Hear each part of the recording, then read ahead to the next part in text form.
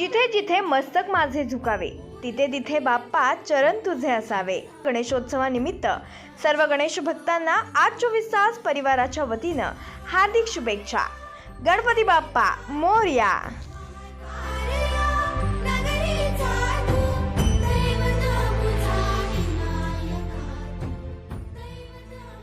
गोंदिया शहरातील नामांकित शिकवणी वर्ग म्हणून ओळखल्या जाणाऱ्या करिअर झोनमध्ये शिक्षण घेणाऱ्या एका विद्यार्थ्याचा पांगोली नदीत बुडून मृत्यू झालाय। करिअर झोनमध्ये कोचिंग घेणारे 4 तरुण हे शिकवणी वर्गातून जवळच असलेल्या पांगोली नदीमध्ये पोहण्यासाठी गेले असता ही घटना घडली असून मृतकांमध्ये 17 वर्षीय यशराज रघुवंशी याचा समावेश आहे। यशराज हा मागील एका महिन्यापासून शिकवणी वर्गात येत नसल्याची माहिती करिअर झोनचे संचालक रोहित झा यांनी प्रसारमाध्यमांना दिली आहे। मात्र त्याच्या पालकांना अशी कुठलीही माहिती मिळाली नसल्याचं पालकांनी प्रसारमाध्यमांना सांगितलं। तर करिअर झोनचे संचालक रोहित झा यांनी यशराज हा मागील 1 महिन्यापासून शिकवणी वर्गात येत नसल्याची माहिती पालकांना का दिली नाही असा प्रश्न या निमित्तानं उपस्थित होतोय। मात्र यशराज हा दर दिवशी शिकवणी वर्गात जात असल्याचं सांगून घरून निघायचा, तर काल देखील यशराज आपल्या पालकांना शिकवणी वर्गात जात असल्याचं सांगत घरून निघाला आणि 1 महिन्यानंतर करिअर झोनमध्ये आला असता त्यानं 1 तास या ठिकाणी शिक्षण घेत आपल्या 3 मित्रांना सोबत घेत जवळच असलेल्या पांगोली नदीवर घेऊन गेला असता 4ही मुलांना पाण्याचा मोह न आवरल्यानं त्यांनी पांगोली नदी पात्रात अंघोळ करण्याकरिता उडी घेतली। मात्र यशराजला पोहता येत नसल्यानं त्याचा खोल पाण्यात बुडून मृत्यू झाला। याची माहिती सोबत गेलेल्या इतर 3 मित्रांनी आपल्या पालकांना दिली। त्यानंतर पोलिसांना याची माहिती मिळताच पोलिसांनी बचाव पथकाच्या मदतीने यशराजचा शोध घेण्यास प्रयत्न केला। मात्र तब्बल 24 तासानंतर यशराजचा मृतदेह पाण्याबाहेर काढण्यात आपत्ती व्यवस्थापनला यश आलेलं आहे।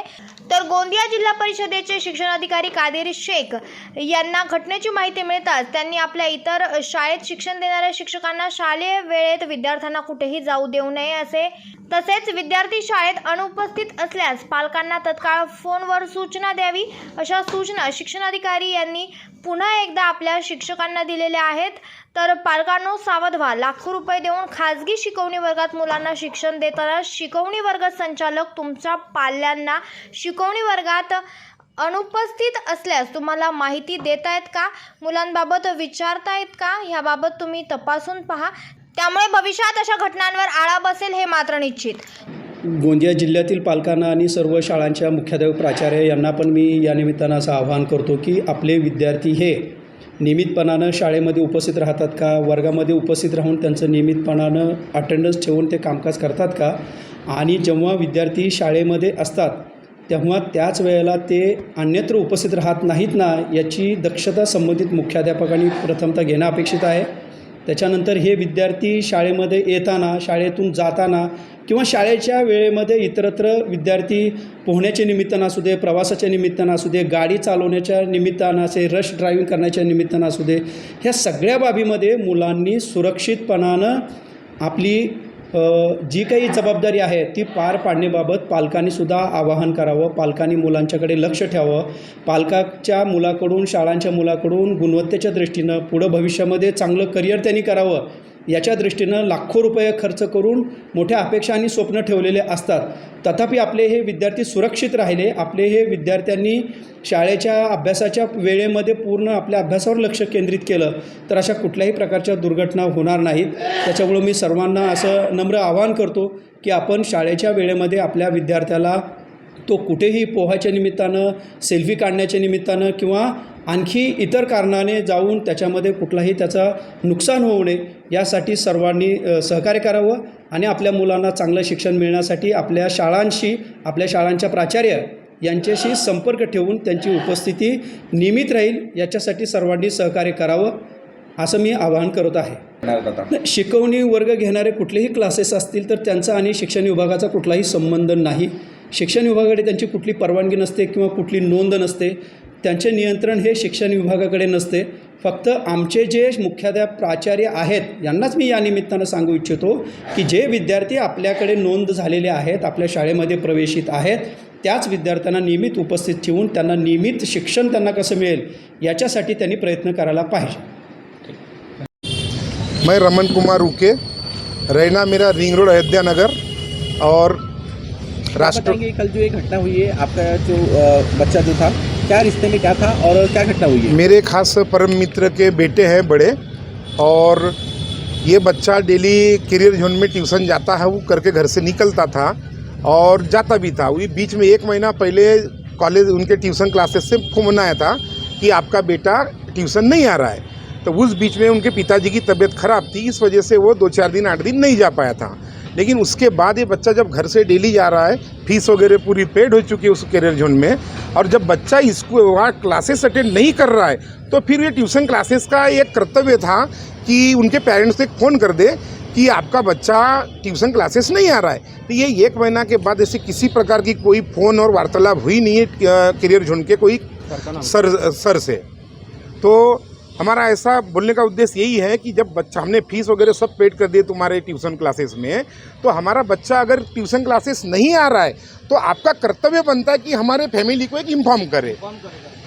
बस हमारी इतनी मांग है कि आप कम से कम झा सर से यही पूछना है कि आप हमारा बच्चा ट्यूशन क्लासेस नहीं आ रहा था तो आप हमारे घर में एक फ़ोन करके हमको बता सकते थे।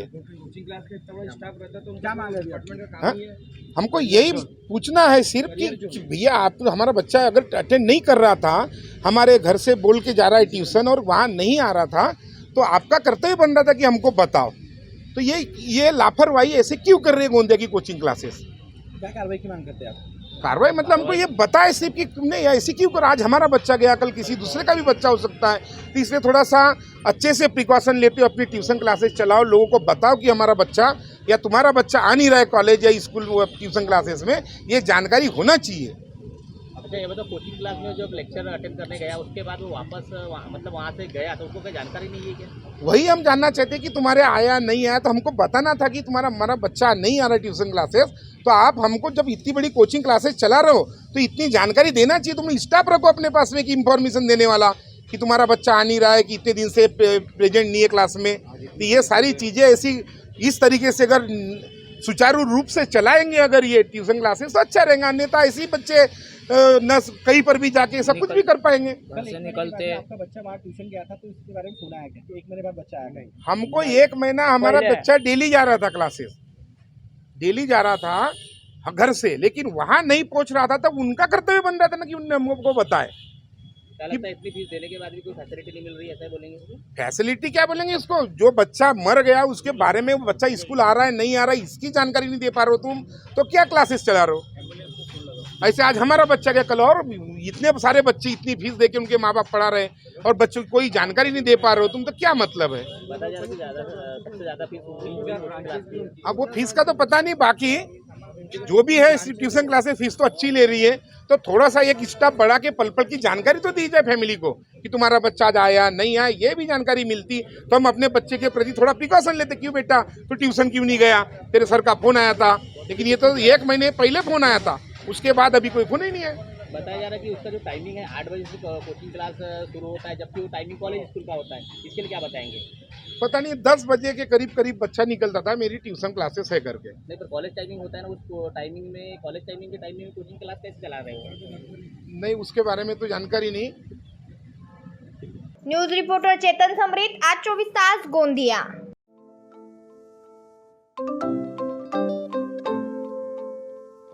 नवनवीन आणि ताज्या घडामोडींसाठी आज 24 तास सबस्क्राईब करा. त्याचबरोबर बेल आयकॉनवर क्लिक करा आणि मिळवा आमच्या बातम्यांच्या नोटिफिकेशन्स. तसेच आज 24 तासची प्रत्येक बातमी आपल्याला कशी वाटली हे कळवा. लाईक करून, कमेंट करून आणि आमच्या बातम्या शेअर सुद्धा करा.